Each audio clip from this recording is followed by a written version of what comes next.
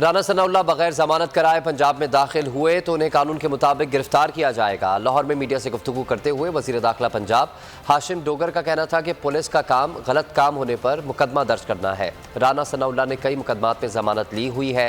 اسی طرح پنجاب اسمبلی میں بدماشی کرنے والے 30 کے قریب نون لیگی ارکان بھی اسلام آباد میں پناہ لیے ہوئے ہیں۔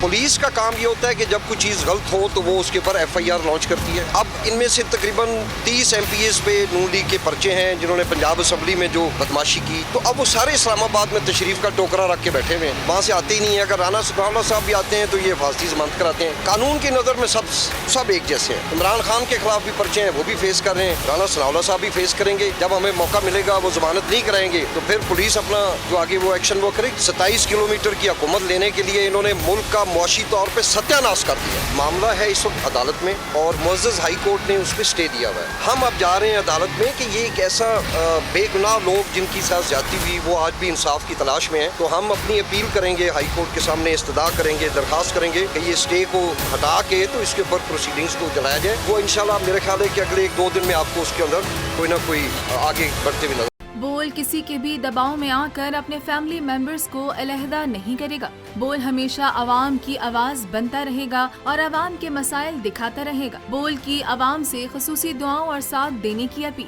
سب سے زیادہ ویوز، سب سے زیادہ ریلز اور سب سے زیادہ ریٹنگ کے ساتھ بول اب بھی نمبر 1 پوزیشن پر برقرار۔